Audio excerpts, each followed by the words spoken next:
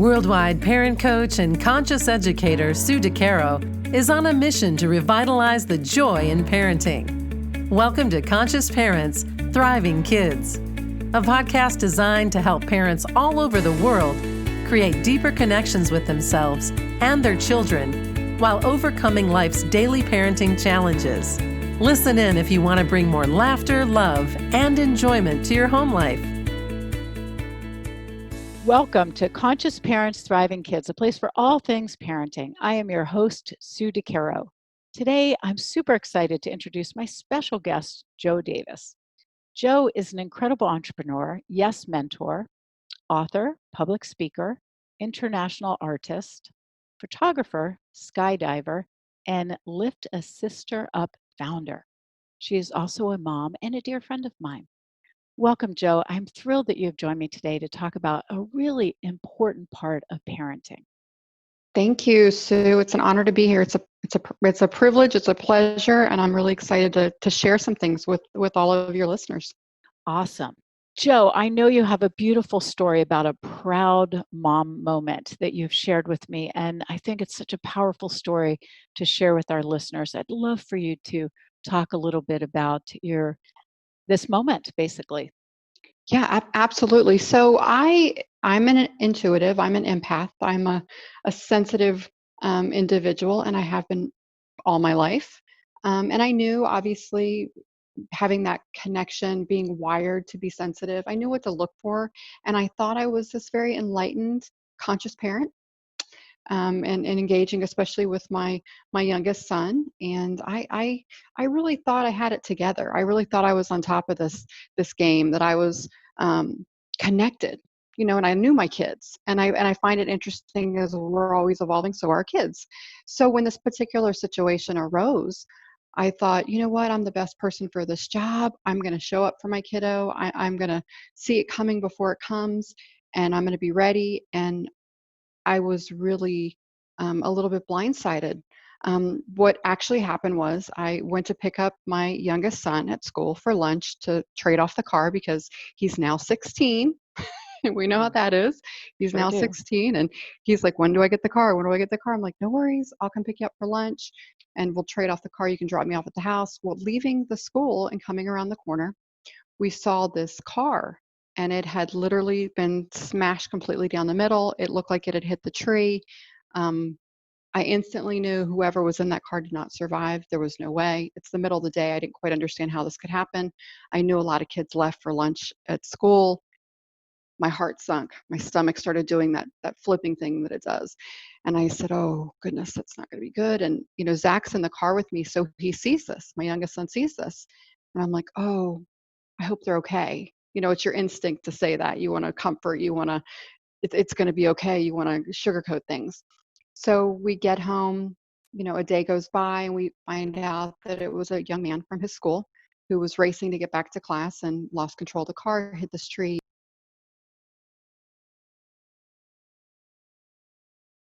You're gone. You just cut out. You just cut out completely. Oh, can you hear me at all? You were gone in the middle of your sentence. Okay, hold on. This is what I'm going to do. We're going to fix this. Yeah, it must not be a strong connection. There's something going on. All right, I'm going to move over here right next to the router. I'm so sorry. That's okay. These things happen.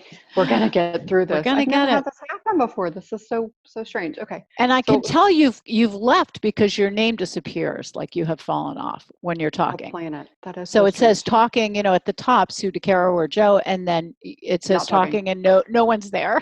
I'm like, where'd she go? Okay. Okay. So I'm gonna pick up with. We found out later that this young man. It paused for a moment. Okay. So, of course, in the days to follow, they had scheduled a memorial, a candle lighting ceremony outside of the school for all the friends. And this was a young man that my son didn't know personally. He wasn't in any of his classes. He wasn't connected to him. And of course, I'm sitting back observing, being mindful, having definitely this space available to him. How are you doing? How are you feeling about this? The door's open. Anything he can say to me, I'm receiving with love, and just showing up repeatedly over the next few days. So they have this candle lighting vigil, and I'm thinking he's not going to go. And at the last minute, he comes up the stairs and he says, "Mom, I'm going to the candle lighting, ceremony. I'll be back later." And I said, and I was stunned that he was going. And I said, "Okay, are there friends there? Do you have support? Are your people going to be there?" "Oh yeah, my friends will be there, blah, blah, blah." And he was just showing up to participate, not understanding what he was walking into as an empath, not understanding what he was walking into, all of those people, all of that energy, all of that sadness that he might have sticking to him and filling him. And so a little bit of time went by, and I hear the car door shut outside. I hear the front door shut. I hear this like heavy, strange breathing. And he's coming running up the stairs, and he can hardly breathe. He's sobbing so hard. Like, I could cry just like remembering this. And he grabs me and he won't let go. And he's sobbing and sobbing and sobbing. And I just, that moment where you understand what it is to hold space for someone, where your energy isn't in the mix, your emotions, your fears as a parent, you kind of put those aside and you're present for this soul, for this individual, for this young man. And I just held him for a solid 10 minutes. He sobbed. And he finally calmed down, and I said, "Well, come sit with me. Talk to me, talk to me. It's okay, talk to me." And he said, "All I can see is his face." He said, "All I can see is his face every time I passed him in the hallway. You know, every time, I saw him in the lunchroom, every time I passed him by his locker, I didn't even know who he was, but I can't get his face out of my head." And I wanted to really relay this story to other parents, because we think that things that are happening around our children, because they're not directly linked to our children, aren't affecting our children. And they are. And that's why so many schools, when there's a tragedy, set up counselors and these different things, dogs that come in, therapy dogs. And because we don't realize, just because it's not one of our children's friends or a relative, that they're not going to feel all that, because such a high percentage of our kids are highly sensitive, and we sort of poo poo it and say things like, "Oh, they're just, it's attention seeking behavior, or it's drama," or this isn't a conversation that comes up in my household any longer. I've been really practicing being mindful and conscious, and um, open to their emotions, to our children's emotions, because they belong to them and they are what they are.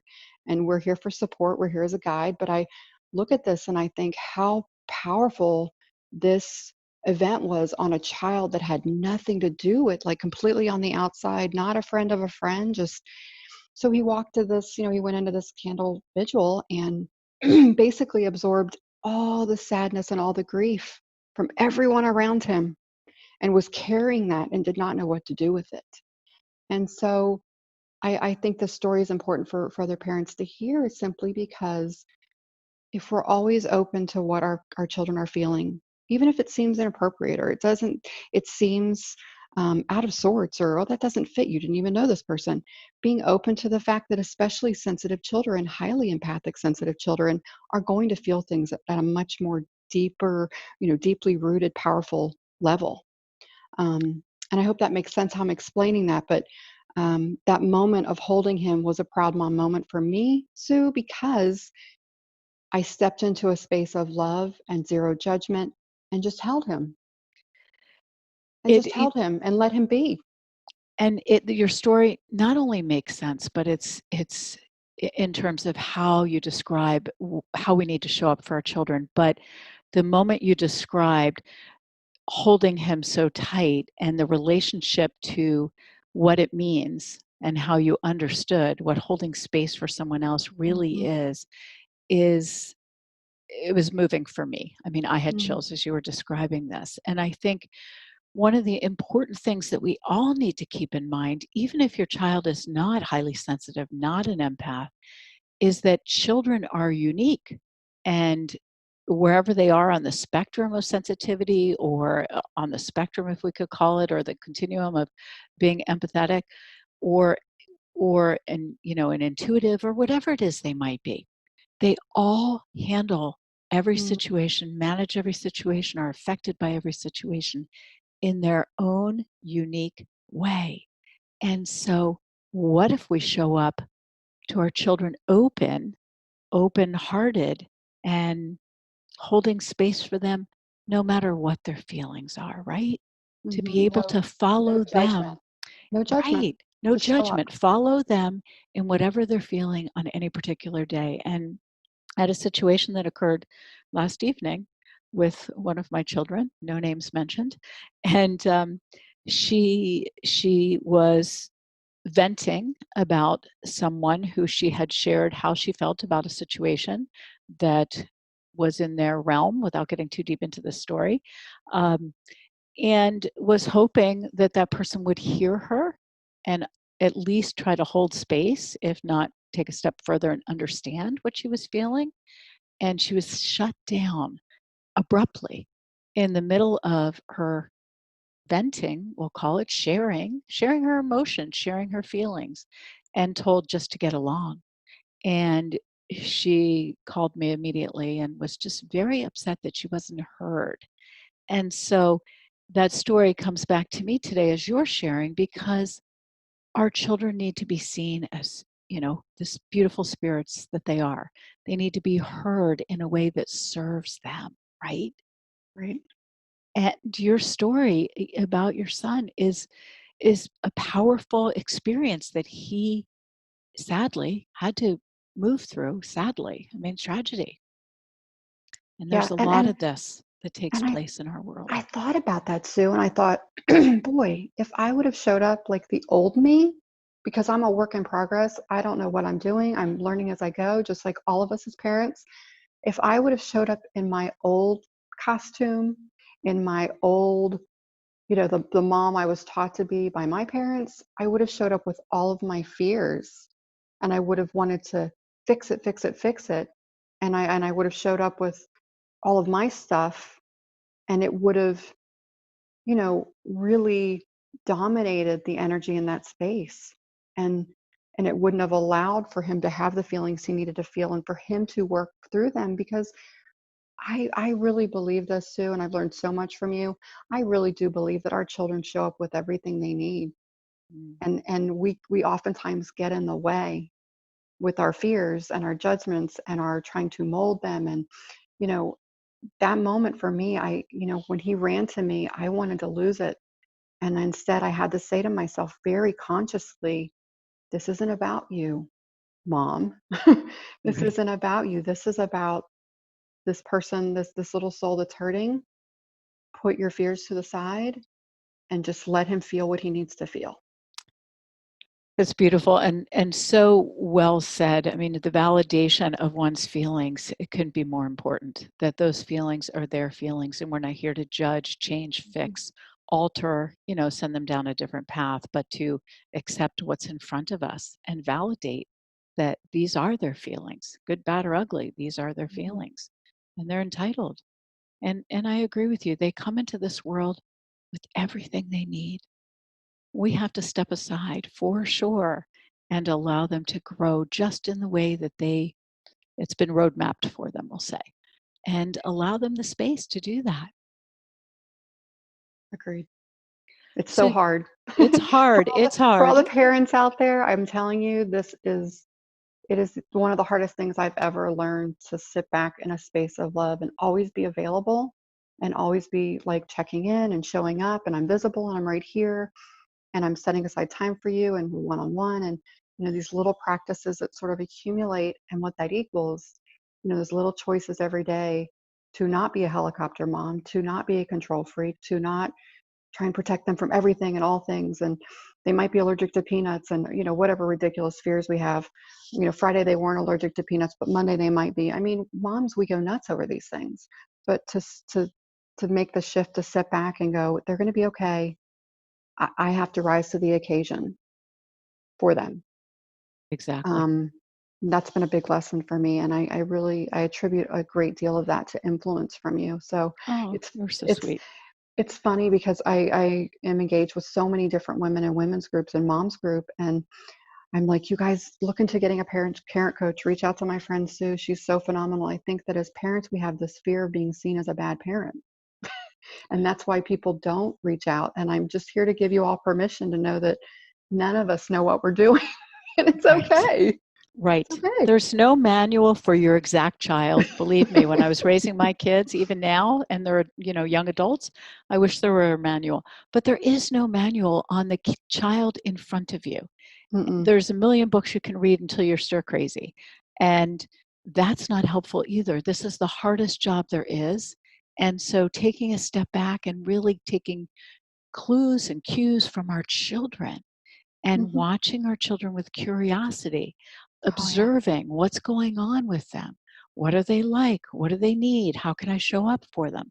The hard part is our conditioning comes into play.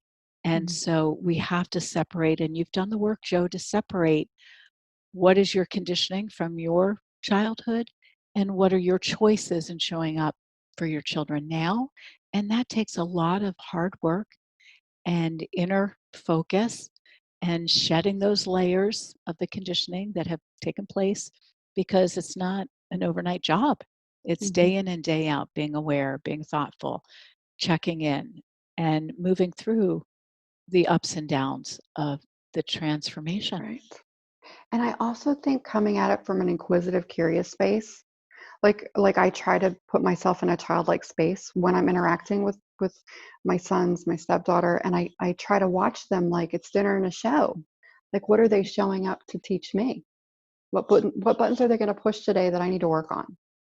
And I'm just kind of sitting back, taking it all in, and it becomes a much lighter, less aggressive space. It becomes more of an adventure Right. instead of this, like, it doesn't have to be like hell.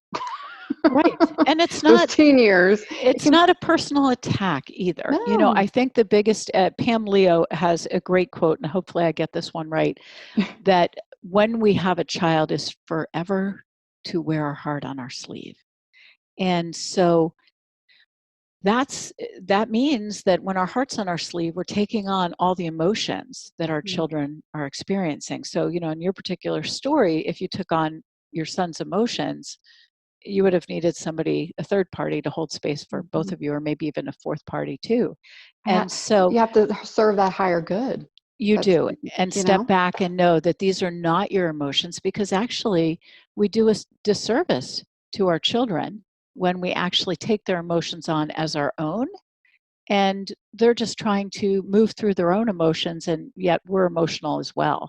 So it's really separating yourself from them and knowing that we're just here to be there as their guides and their ushers, not to take everything personally and take it on. And I love how you describe it as dinner and a show. That's the first time I've heard that.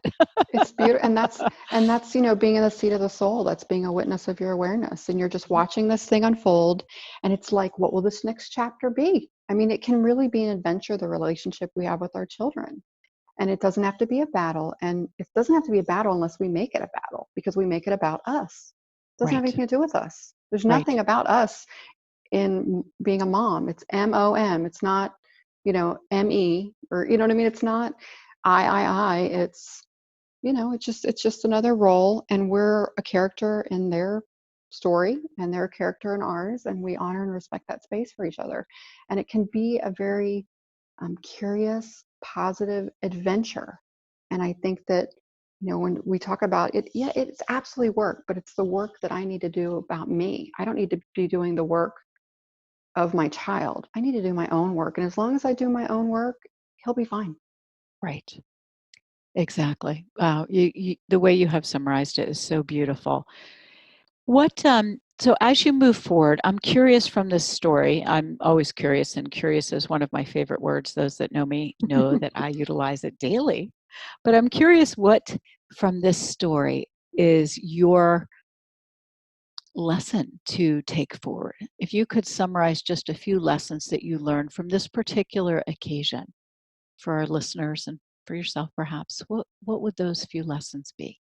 I think it's important to celebrate as a mom, to celebrate our little successes, and to once again practice shutting down that inner chatter in our head, that voice. that beats us up, and we've had it our whole lives, that egoic, we're not good enough, we're not doing enough, we're not, just continuing to put ourselves in a space of, being in the light and being in a, you know, I'm enough and I'm showing up with what I got and I'm going to do the best I can and I'm going to sleep easy at night, and constantly reminding myself that I'm on a separate path than my child. Right now we're intersecting paths, and we're trying to exercise that relationship and that interaction with grace and ease, and we're trying to be respectful and loving of each other and kind and honest. But this is a very precious time that we're intersecting each other's paths, and it's just another reminder that moments to moments are precious. So when I look at it that way, when something really, like, I'm like looking at him going, who are you? Like, you're like, he had a testosterone boost or something, and I'm like, oh my gosh, he's like in a rage or he's angry, and I have to sit back and go, okay, even this moment is precious. Even this moment is precious. Even though it might feel hurtful or it might be like, uncomfortable. Even that uncomfortableness is precious because, as a parent, we don't get them underneath of our roof forever. And, exercising compassion and being, mindful of our words and mindful of our reaction and not getting all entangled in their stuff on a daily basis. It's just such a reminder that there's ups and downs, it's the ebb and flow, but it's all precious. This life is precious, this moment is precious, and being present in each of those moments, even the icky ones, is very precious. What a beautiful story, lesson, just sharing of how to be conscious and mindful of raising children in today's world. And you are just the epitome of that.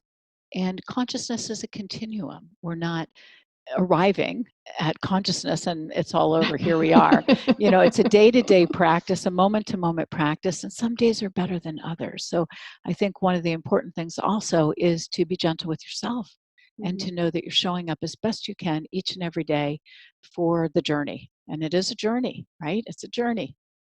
Yeah, absolutely. I want to correct myself in that it was not Pam Leo, but Elizabeth Stone who said, making the decision to have a child, it is momentous. It is to decide forever to have your heart go walking around outside your body. Mm-hmm. So something to think about. And as your heart is outside of your body, make sure to protect it. And your child, in the sense that their heart and their pains are not your pains, but theirs. And so we respectfully hold space for their pain and their frustration and all of their emotions as a parent, guiding and ushering them through life. But they're not our pains to hold on to. Mm-hmm. Absolutely. Well So said. thank you. So Joe, it's just been an absolute pleasure having you here on this episode. And I wonder if there's any parting words of wisdom, or maybe you want to share where our listeners can find out more about you and your incredible work. Yeah, absolutely. I would just say to all the moms out there, don't hold on so tight. Your kids are amazing. They're made of star stuff, and we have a lot to learn from them. And as far as reaching out to me or finding me, my forte, the thing that I'm the most passionate about right now, is I'm teaching a course called Big Mess to Big Magic, which all of us as moms and parents are a big mess, and that's okay. We can all celebrate it together. And moving to big magic is really about, tapping into that inner compass, that divine intuition, that thing that tells us what's the thing to do next, that thing that guides us, and the nudges and the whispers. And in tapping into that, it really helps us to be better parents, and Absolutely. not just have this reactive state all the time, but be in a place where, there's something bigger going on, and it's not necessarily all about us. There's something bigger going on that we're a part of, and there's such peace and joy living in that magical space of divine guidance and that consciousness. So yeah, they can find me if you pull up on Facebook. The fastest way to find me is type in "Lift a Sister Up," and you're welcome to reach out to me, connect with me there, questions about courses or any of the other work that I'm doing. But Sue, thank you so much for having me on. It's been a pleasure. It's always joyful to talk with you in any way that we do, and we do. Thank you. To the listeners, thank you for joining us. And remember, every moment is a new moment for conscious connections. Thanks for listening to Conscious Parents, Thriving Kids.